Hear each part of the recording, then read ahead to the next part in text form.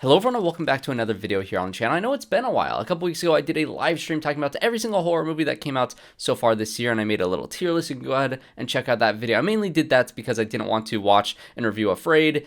I just wasn't looking forward to that movie at all, so I did the live stream instead. Then I got sick with COVID, so I wasn't able to review Beetlejuice. I still haven't even seen that movie, so I'm excited to watch that eventually. But this week, I am feeling better, and I am back to talk about Speak No Evil, starring James McAvoy, Mackenzie Davis, Scoot McNairy, and of course, Aisling Franciosi. And I honestly don't know how excited I was going into this movie for multiple different reasons. For one, I did watch the original Speak No Evil as one of the first audience members to ever watch that movie. That movie premiered at the Sundance Film Festival. I watched the online version of that film on the festival that year, and I want to say enjoyed, but enjoyed is the wrong word. It's a very unpleasant and uncomfortable movie, and it's extremely effective in what it is trying to do. It is an extremely well-made movie, but it's not a crowd-pleasing movie. You don't watch that movie to walk out of it feeling good about yourself or about life or about just anything in general, and it was extremely well-made. And because I had seen that original film at Sundance, and I had my experience with that film, and I honestly just, that movie was not one that I was, rushing out to ever see again, because, again, the way it makes you feel is very just unsettling. I wasn't too keen on them making an American remake, but when I heard that James McAvoy was going to be starring in this movie, I became interested because I think he is a very interesting casting for the character that he was cast in. I don't know, I just had mixed feelings going into this thing in general, and I walked out of it thinking it's a pretty okay remake. I actually think that they were able to capture, for the most part, the feeling that I got out of that original film, but the changes that they made here are all very interesting, so I do want to get into all those little details in full spoiler. So if you have not seen this new Speak No Evil or the original Speak No Evil, I'll be playing a comparison game, unfortunately. If you don't want to see me compare these two movies to death, then maybe go seek out some other reviews, but I want to compare these two things because I think it's a very interesting combination, where I think the original film it's a very good movie. It has some spice to it, has a bite to it, that I think this movie is a little bit more mild in terms of the comparison, if I were to make that analogy. And in terms of making that change, I do think that they made that in order to make a more crowd-pleasing and satisfying movie versus the original one. So what is Speak No Evil about? And this actually applies to both of these films, because I think for the most part, for the majority of the film, probably the first 2/3 of both of these films,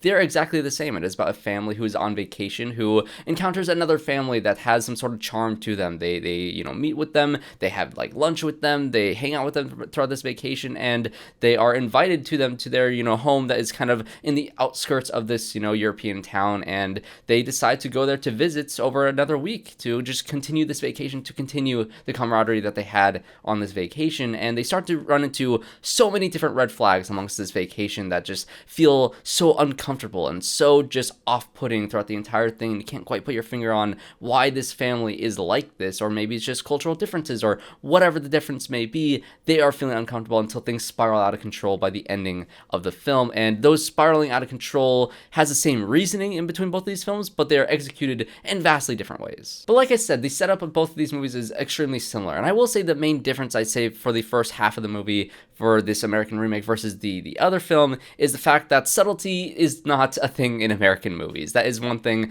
that I was probably the most afraid of going into this movie, because the original Speak No Evil is very subtle with its red flags. Is the family will do these weird things, like you see in the trailer, like you saw in the film of them, of James McAvoy feeding the Mackenzie Davis character some meats, even though she made herself clear that she was vegetarian when they were on vacation the first time around. And maybe it's a thing where he forgot, maybe that is possible, and she only eats it because she doesn't want to disrespect them on the first moment that they're visiting this other stranger's house. They don't want to have that reminder because they worked so hard on making this roast, and they said it was like this goose that was very prominent on this farm that they had. And so there is all these uncomfortable things, and it's a very subtle moment in that original film, and it is for the most part pretty subtle here. But if you compare those two and those type of situations between this film and the original film, the subtlety is much more prevalent in that original film, which adds to the I guess likelihood that this family will stay inside of this house for as long as they do. Because I think that's a lot of the problem that people are going to have with this film is they're going to watch this, screaming at the characters in the film,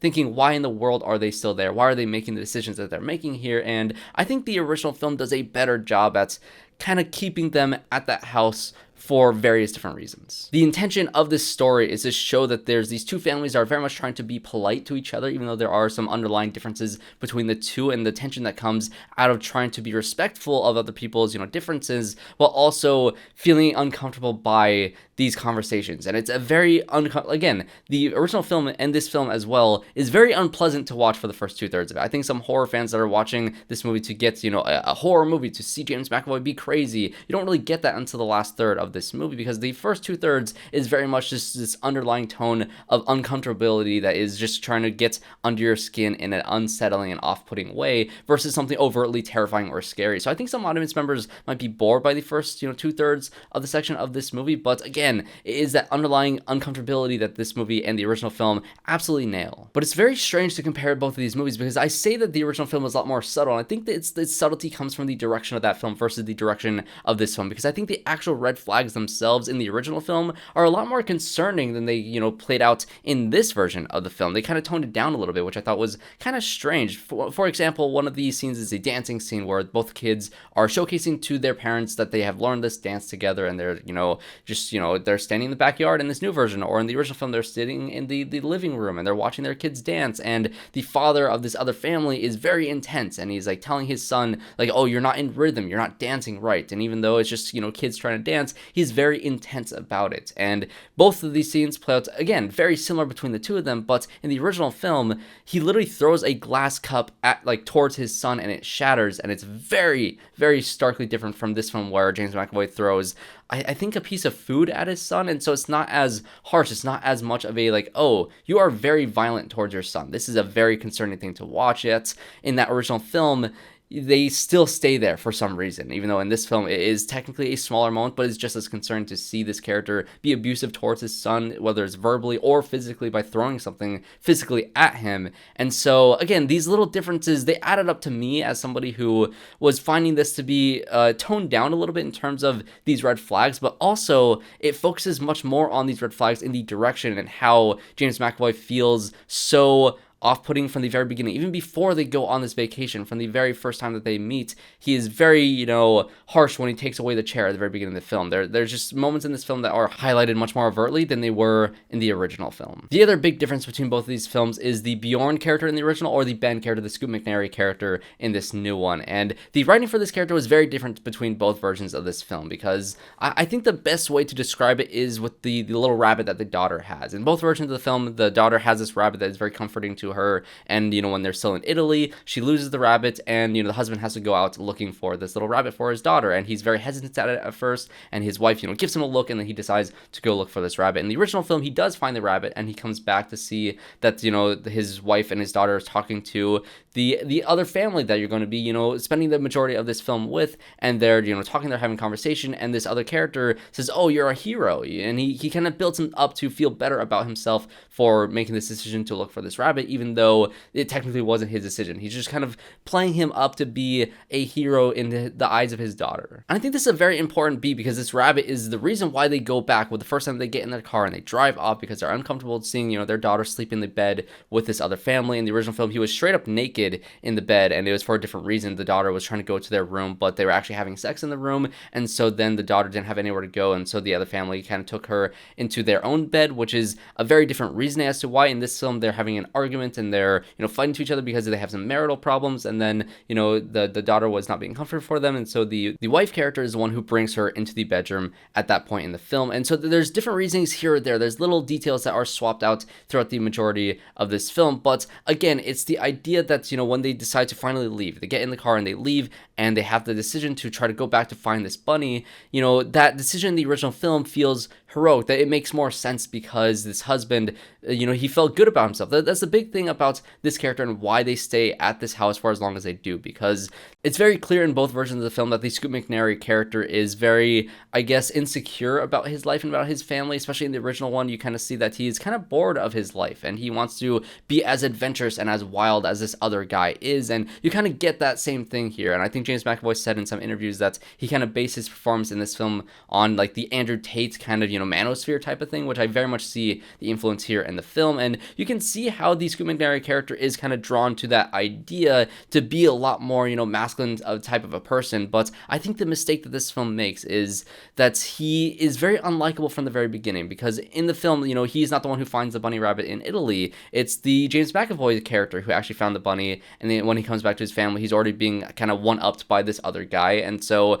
he's very much a stick in the mud throughout the entirety of this film. He's very unlikable. You find out that he's kind of this way because his wife, the Mackenzie Davis character, sort of cheated on him. There's some pictures that were exchanged, and she was texting some other guy, and she was caught by Scoot McNairy. They didn't actually, go out and cheat, but that was still an underlying thing between this marriage that was giving them a lot of issues. And so it gives a reason as to why the Scoot McNairy character is very much kind of in the back seat and very hesitant to, be as loving towards his wife, or he feels like he is not getting it from his wife enough. He feels very emasculated by this entire situation, and he's very much a man-child. But I just found him to be such a frustrating character to follow throughout the majority of this film, and I'm telling you, that's not how I felt about the original film, even though I'm not saying that the original film has the most likable characters, or the characters that you're not screaming at the screen to be like, why are you still there? Why are you not running away and leaving immediately from this situation with all these red flags that you're seeing? Why are you not leaving? You're screaming at the screen to yell at these characters because, the film is trying to put you in their shoes and trying to see how much they can get away with before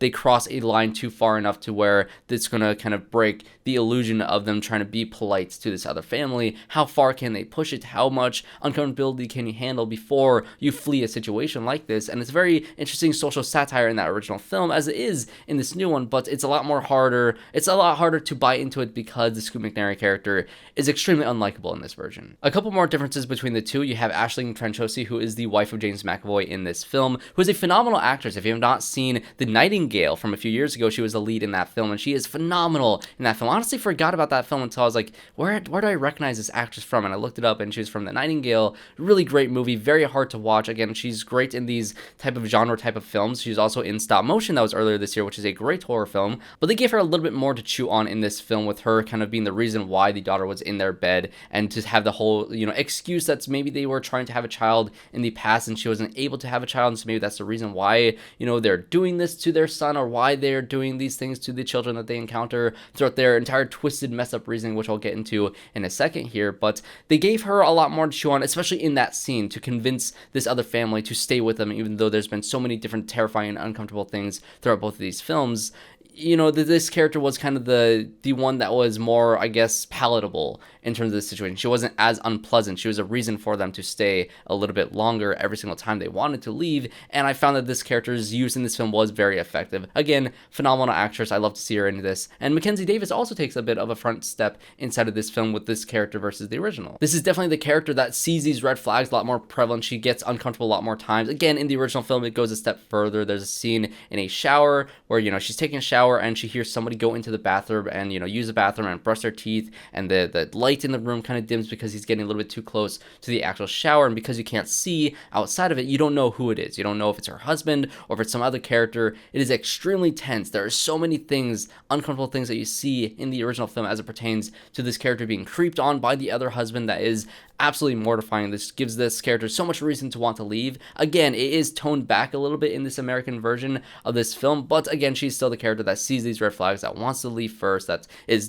going through all these different things, wants to, just get out of the situation, but she can't convince her husband, who just doesn't have a spine, to be able to actually tell this other guy that they want to leave, that he is not able to stand up for himself, and that she kind of has to stand up for them because he won't. And Mackenzie Davis is always a win, especially when it comes to the last third of this movie, the final act. She is awesome in this movie. I love to see her in every single film that she is in. She is really great in this film. But this is where we'll get into the biggest differences of this film, and the most, I guess, cluing thing to me that this movie was going to be very different was that you kept on flashing back to the kids. I think his name was Abel in the original film versus Ant in this film, and during the dinner scene you get to see him kind of pull Agnes off on the side and show her like these watches that the father has in his room that have different names on the back of it, to try to clue this girl in to why this situation is uncomfortable, to why he wants to also get out of the situation, and gave the kids a lot more agency in this version of the film than they did in the original film. And they actually aged the kids up in this version, which when the film first started and I saw that Agnes was as old as she was in this film, I was like, I don't know if I buy that, because I feel like if you're at this age, you would have some understanding of the terrifying situation that you're about to walk into, and that you should notice these red flags even at that age. And I'm glad that she did in this film. That's actually one of the changes that I really do like about this film, is the fact that these kids have some agency. This little boy is trying to get out of this situation, where this is the original one, he honestly doesn't really try too hard. There's one sequence where, he kind of goes out to the father outside, and he, shows him his tongue. That is very much one of the first things that the father sees that is possibly a red flag in this film, yet he does nothing about in both versions of the film. But, you get little moments like that of the kid trying to escape in the original film, but nothing like in this film of him, and like, bringing Agnes down to this, cellar inside of the barn that has all the backpacks and all these suitcases and all these photos of the previous families, and he's able to convince her of what's going on, to take a picture with her phone and to go out and loop in the parents. And that's where the film takes a hard left turn to be extremely different from the original film, because the family finds out shortly after the dance sequence in this movie, versus the original film. The family is like, okay, we just had this really awkward dance sequence, we're gonna just spend the rest of the night here, and we're gonna leave in the morning. And that night is when things spiral out of control. That is when the father kind of goes out and sees the images, and by then it is too late. The original film has a very dark and twisted ending where they actually don't make it out alive, and you get to see what this family does to the other families and how they get rid of them, and it is very fucked up. It is very much the reason why I have a hard time recommending that original film, because the last 15-20 minutes of the original film is some of the most bleak and hopeless and just brutal sequences. You actually get to see the daughter get her tongue cut out by the other character, which is horrifying. It is horrific. The Abel character, when the father goes and sees the photos inside of the barn, and he has that revelation that they're in a very dangerous situation in the other room, Abel is already dead. He's already drowned in the original film, and so they were screwed from that point on. Like, if they were not able to get out during that day, or if they were not able to try to get out during the day, they were screwed. And so in this film, I'm glad that they were able to cue in on this through the child, through the kids, were able to loop them into the situation before they got to the point of no return. That is the main difference, because in this version of the film, they are actually able to fight back. And that's why I said that even though the original film probably has more spice to it, it has a lot more bite, especially when it comes to the ending. It is very dark and very twisted and very just disturbing in that original film. They toned down some of those more disturbing and more of those, I guess, overtly